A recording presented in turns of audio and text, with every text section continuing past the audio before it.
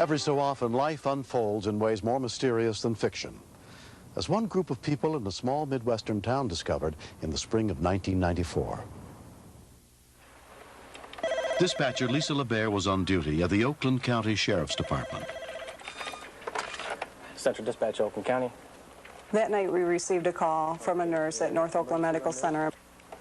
Okay, a woman called you and said that her husband was beating her up and threatened to kill the baby? She had received a call from an anonymous caller reporting a disturbance out on Livingston Road in Highland Township. Did she give you any vehicle description? It's a real rural area, so we couldn't think of any payphones they would be calling from. Okay, we'll send some deputies right out. So we were a little confused as to where the call originated from. 811 and 812 respond to Livingston west of Beaumont, report of a man beating a woman. At 11:34 p.m., 2 units were dispatched to the area, including Sheriff's Deputy Bill Lisenby. The call that was given to us was real sketchy. John Olsenheimer started in one direction. I came in the opposite direction. So what we decided to do is sort of meet in the middle and see if we could find where this family fight was.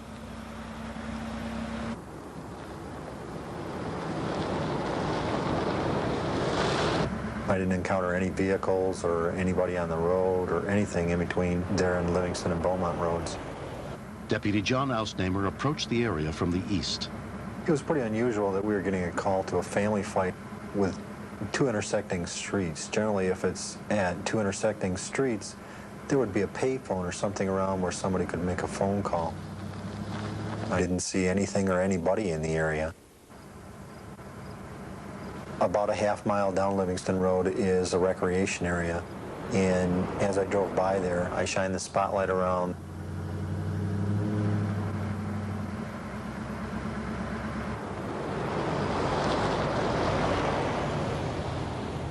I continued west and finally met up with Deputy Lisenby. He said that he hadn't seen anything coming in from the direction that he did. We have 2 Beaumonts in Highland Township. We decided that it was possible and more likely that the family fight was at the other Beaumont Road. We went up there, but couldn't find anybody there. We have nothing at the intersection here. We told our dispatch that we couldn't locate anything, and we cleared. 3 hours later, around 2:15 a.m., Deputy Lisenby was midway through his shift.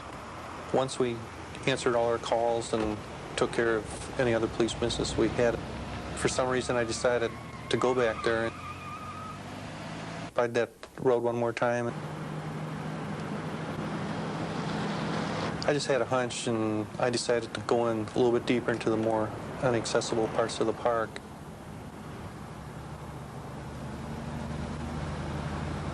As I was retracing my steps, just creeping alongside the road, my headlights picked up on something that was behind a tree. It was white, and I couldn't really distinguish what it was. I turned my spotlight on it, and I could see that there was something laying on this white object. It looked to me like a baby doll.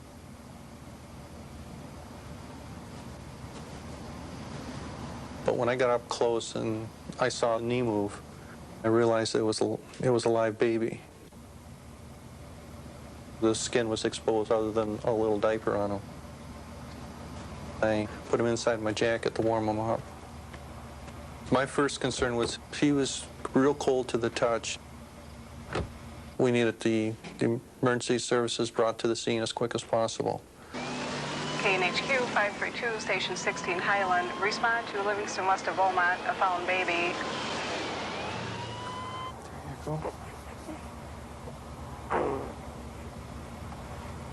The other thoughts that I had was, how could anybody leave a baby like this? There you go. It's really just heart-wrenching to see that somebody would just abandon a baby like that. When the first rescue rig got there and the first fireman come up and said, "I'll take the baby," he started to cry. Yep. He's real cool. I just wanted to grab him and pull him back and hold him, just give him another hug. Over here. Take you over here.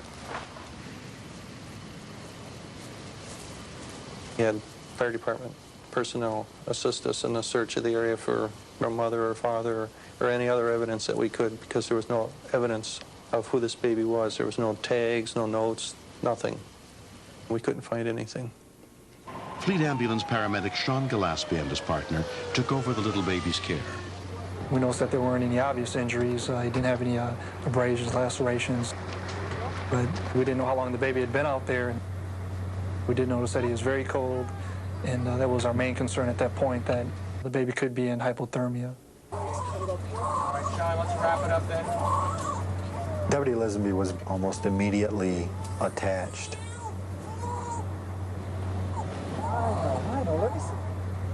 Hey, fun. Whatever drew him there, drew him to that child. And it was obvious that he was very intent on making sure that the baby was taken care of. We're out of here. Okay. Take good care of him. Will do.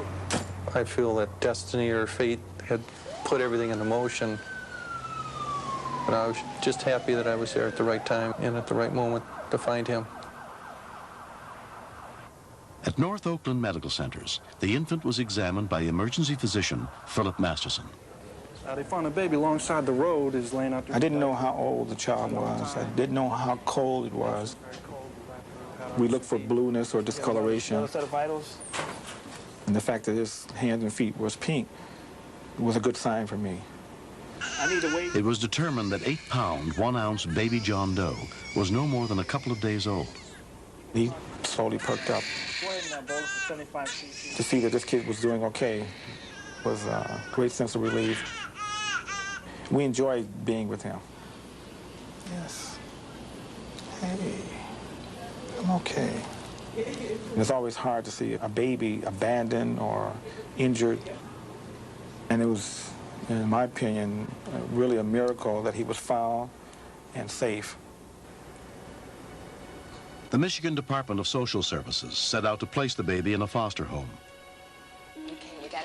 The first people they called were Bonnie and her husband Michael. Letter B, C. When we got the call and realized that this child had been abandoned, we didn't want to bring him home calling him Baby John Doe or Baby Doe. So we had to come up with a name, and that kind of was a family project. Connor. No, you got it. Corey. Because we have two other little guys who names happen to begin with an A and a B, that maybe it was time we needed a C. Caleb Mick. Do you like Caleb? It wouldn't be my first pick. We started going through all of the C names that we liked, and then started erasing ones that were nephews and friends. Well, what do you think of Cody? Cody. Sounds great. And we ended up narrowing it down, and we came up with a Cody.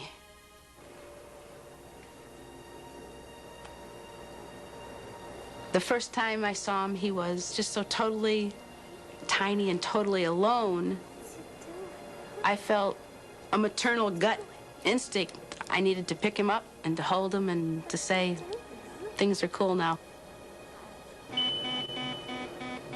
Just moving him and starting to pick him up, we set off the heart monitor alarm. The nurses were totally delightful and knew that he needed to be snuggled and hugged as much as I needed to coddle him up, too. Everybody was real helpful because everybody wanted to give this kid what they all thought he needed. I was what he needed. I mean, he just needed a mom. It didn't matter for how long. It was real emotional, but it was real quiet. There was just not too much to say.